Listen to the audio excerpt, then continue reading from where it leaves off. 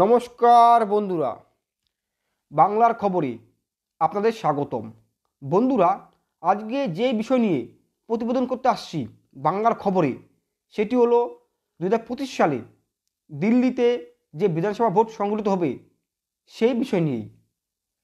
Already আপনারা জেনে গেছেন বা আপনারা জানেন 2025 সালে সমগ্র ভারতে যে লোকসভা ভোট হয় সেই ভোটে ইন্ডিয়া জোটকে পরাজিত করে এনডিএ জোট পুনরায় ক্ষমতা আসে এবং প্রধানমন্ত্রী হিসাবে তৃতীয়বারের জন্য শপথ বাক্য গ্রহণ করেন নরেন্দ্র মোদী। এবং 24 সালে লোকসভা ভোটের পরবর্তীকালে ভারতের বিভিন্ন রাজ্যে বিধানসভা ভোট সংগঠিত হয়, যেমন হরিয়ানা, মহারাষ্ট্র ও ঝাড়খণ্ড। হরিয়ানা, মহারাষ্ট্রে অনেকে ভেবেছিল এনডিএ জোট অর্থাৎ বিজেপি নেতৃত্বে এনডিএ জোট মুখ থুবড়ে পড়বে, পরাজিত হবে, কিন্তু পুনরায় দেখা গেছে এই দুটি রাজ্যে বিজেপি ক্ষমতা ফিরে এসছে। একমাত্র 80 আসনের ঝাড়খণ্ডে যে কারাপশনে জেলে খেটেছিলেন শিবু সোরেনের ছেলে হেমন্ত সোরেন, তিনি পুনরায় ইন্ডিয়া জোটের সাহায্যে অর্থাৎ ঝাড়খণ্ড মুক্তি মোর্চা, কংগ্রেস এবং আঞ্চলিক কিছু দলের সাহায্যে পুনরায় তিনি ক্ষমতায় এসেছেন। কে? শিবু সোরেনের ছেলে হেমন্ত সোরেন, তিনি কারাপশনে জেল কেটেছিলেন। দিল্লি বিধানসভা ভোট গুরুত্বপূর্ণ কেন 25 সালে? কারণ ভারতবর্ষের একটি গুরুত্বপূর্ণ রাজ্য দিল্লি।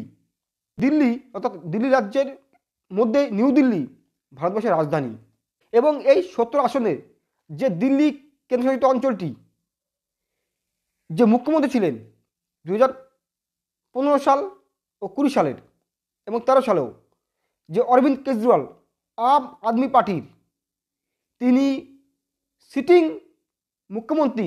ভারতবর্ষে আর কোনো রাজ্যে কোনো সময় হয়নি সিটিং মুখ্যমন্ত্রী, তিনি অ্যালকোহল মামলায় জেল কেটেছিলেন। তার কাছে বিরাট চ্যালেঞ্জ, মুখ্যমন্ত্রী হিসাবে তিনি আবার অর্থাৎ চতুর্থবার তিনি শপথ বাক্য গ্রহণ করতে পারবেন কি, নাকি বিজেপি পুনরায় ক্ষমতায় আসছে। একইভাবে 2015-2020 সালে যে বিধানসভা ভোট হয় তাতে কোন দল কত সিট পায় সেই নিয়ে একটা ধারণা দেব, এবং 24 সালের পরবর্তীকালে 25 সালে এই দিল্লিতে যে বিধানসভা ভোট হচ্ছে তাতে কোন দল কতগুলো আসন পাবে সেই বিষয় নয়, কিন্তু কে কতটা শক্ত জায়গায় আছে সেটা একটা আভাস পাওয়া যাবে। ব্রিটিশ পিরিয়ডে কলকাতা থেকে রাজধানী দিল্লিতে পরিবর্তন করা হয়, করেছিলেন ইংল্যান্ডের রাজা পঞ্চম জর্জ। আজ পর্যন্ত দিল্লি ভারতের মূল রাজনৈতিক কেন্দ্রবিন্দু ও রাজধানী। 1991 সালে 69তম সংবিধান সংশোধনের মাধ্যমে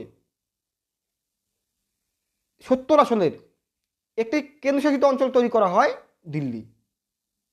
এই দিল্লির মধ্যে কি নিউ দিল্লি, যেটা ভারতের রাজধানী অবস্থিত। 93 সালে প্রথম ভোট হয়, এতে বিজেপি পার্টি জয়যুক্ত হন, কীর্তি আজাদ মুখ্যমন্ত্রী হয়েছিলেন, এবং একই সাথে সাহেব সিং ভার্মা তিনিও মুখ্যমন্ত্রী ছিলেন বিজেপির পার্টি হয়ে।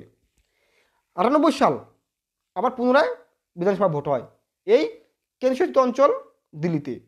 তার মাঝে বলে রাখি যে 70 আসনের কেন্দ্রশাসিত দিল্লি বিধানসভা অ্যাসেম্বলি আছে এবং এখানকার মুখ্যমন্ত্রী আছে, তাদের সিকিউরিটি দায়িত্ব অর্থাৎ নিরাপত্তার দায়িত্ব তাদের হাতে নেই। পুরোপুরি দিল্লির নিরাপত্তা দেখে কেন্দ্রীয় স্বরাষ্ট্র দপ্তর অর্থাৎ কেন্দ্রীয় গৃহমন্ত্রী। এবং 98 সাল এবং 2003 সাল ও 2008 সালে 3বারের মুখ্যমন্ত্রী হিসাবে ইতিহাস তৈরি করেছেন কংগ্রেস থেকে, ইন্ডিয়ান ন্যাশনাল কংগ্রেস থেকে শীলা দীক্ষিত। 13 সালে তিনি পরাজিত হন এবং 15 সালে ভোট হন। ভোট হওয়ার 15 সালের পর থেকে 2025 সাল পর্যন্ত কেজরিওয়াল দিল্লির মুখ্যমন্ত্রী ছিলেন। যদিও অ্যালকোহল মামলায় কেজরিওয়াল জেল খাটার পরে সেখানে মুখ্যমন্ত্রী করা হয় অতিশী মার্লেনাকে। অতিশী মার্লেনাকে মুখ্যমন্ত্রী করা হয় কেজরিওয়াল অ্যালকোহল মামলা জেল খাটার পরে।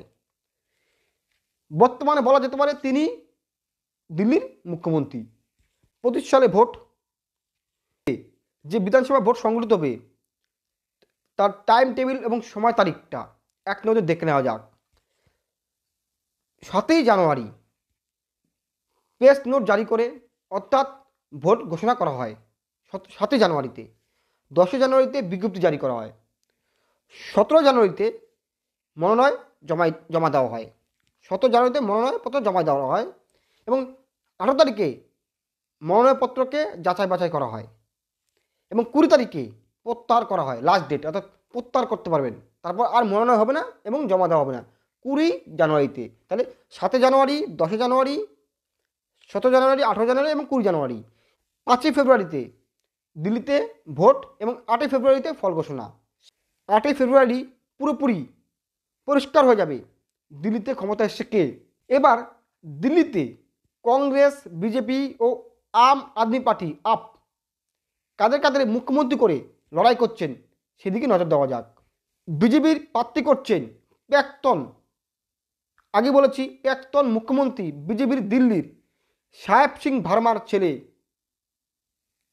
পারভেজ সিং ভার্মা। একইভাবে কংগ্রেসের প্রার্থী করছেন গুরুত্বপূর্ণ মুখ্যমন্ত্রী প্রাক্তন 3বারের শীলা দীক্ষিতের ছেলে সন্দীপ দীক্ষিতকে।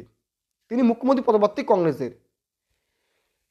3 নম্বর যে রানিং বর্তমানে ক্ষমতায় যে পার্টি দিল্লিতে, সেই পার্টির অর্থাৎ আম আদমি পার্টির কেজরিওয়াল, অরবিন্দ কেজরিওয়াল, তিনি মুখ্যমন্ত্রী পদপ্রার্থী। এই 3 প্রার্থীর মধ্যে, 3 দলের মধ্যে লড়াই হবে। এর ফলে 2015 এবং 2020 সালে যে লাস্ট 2বার যে ভোট হয়েছে, সেই ভোটের এই দিল্লি বিধানসভাতে কে কত সিট পেয়েছে। 2015-তে অর্থাৎ 2014-তে ক্ষমতা এসছে কেন্দ্রে বিজেপি এবং 2015-তে যে ভোট হয় বিধানসভা দিল্লিতে, তাতে 3খানা সিট পেয়েছে বিজেপি। কংগ্রেস কোনো সিট পায়নি। ভাবুন, 3বারের মুখ্যমন্ত্রী ছিলেন শীলা দীক্ষিত এবং বিশাল দাপট ছিল দিল্লিতে কংগ্রেসের। সেই কংগ্রেস 14 সালে ক্ষমতা হারায়, তা 2 বছর পরে কোনো সিটই পায় না। 3খানা সিট পায় বিজেপি এবং আম আদমি পার্টি পুরোপুরি নতুন একটা পার্টি অরবিন্দ কেজরিওয়ালের নীতিতে। অর্থাৎ অরবিন্দ কেজরিওয়াল ছিলেন আন্না হাজারের শিষ্য। তাকে দেখিয়ে, তাকে ফেস ভ্যালু বিক্রি করে তিনি প্রায় 67খানা সিট দখল করেন এবং মানুষ ভেবেছিল কেজরিওয়াল শিক্ষিত, দিল্লির উন্নয়ন করবে প্রচুর। এবং 2020 সালে যে 5 বছর পরে ভোট হয়, তাতে দেখা গেছে কেজরিওয়ালের ক্ষমতা অব্যাহত রয়েছে এই দিল্লিতে। কারণ 2019 সালে যে মোদী জ্বর হয়েছে, অর্থাৎ 2019 সালে লোকসভা যে মোদী জ্বর হয়েছে, তা অর্থাৎ দিল্লিতে 7খানা লোকসভা কেন্দ্র আছে, সেই 7খানা কেন্দ্রতেই কেজরিওয়ালের দল আম আদমি পার্টি একটাও সিট পায়নি। অর্থাৎ একটিও লোকসভা সিট পায়নি 2019 সালে। কিন্তু 1 বছর পরে আবার প্রায় 62খানা সিট দখল করেছে কেজরিওয়ালের আম আদমি পার্টি এবং বিজেপি করেছিল 8খানা আসন দখল করতে পেরেছিল। কিন্তু কংগ্রেস 15 সালের মতন কোনো সিট পায়নি, পুরো জিরো। কিন্তু কেজরিওয়ালের ক্ষমতা ধরে রেখেছিল। যদিও 1 বছর আগে যে 19 সালে ভোট হয় 2000, তাতে যে 7খানা লোকসভা সিট ছিল দিল্লিতে, একটা সিটও পায়নি কেজরিওয়াল দল। 24 সালে লোকসভার পরে 25 সালে যে ভাইটাল একটা কেন্দ্র, অর্থাৎ কেন্দ্রশাসিত অঞ্চল দিল্লি, একদম ভারতবর্ষের ভরকেন্দ্র, সেখানে যে 70 আসনের যে বিধানসভা ভোট হচ্ছে, তাতে কেজরিওয়ালের চ্যালেঞ্জের মুখোমুখি পড়ে গেছে। একইভাবে মোদী জ্বর কি এখানেও দাপট দেখাবে দিল্লিতে, সেটাই দেখার বিষয়। কারণ কেজরিওয়াল অ্যালকোহল মামলায় বারে বলছি জেল কেটেছে এবং তার ফেস ভ্যালু তলানিত দিল্লিতে। যদিও বলে রাখা ভালো, 24 সালে যে 7খানা লোকসভা কেন্দ্র আছে দিল্লিতে, একটিও কেজরিওয়াল সিট পায়নি, একটিও পায়নি। কংগ্রেস এবং বিজেপির মধ্যে লড়াই হয়েছিল দিল্লিতে। এবার 1 বছর পরে যে ভোট হচ্ছে, সেই ভোটে 20 সালের মতন কেজরিওয়াল কি তার ক্ষমতা ধরে রাখবে, নাকি সে যে কারাপ্টেড নেতা তা আবার মানুষের কাছে প্রমাণিত হবে।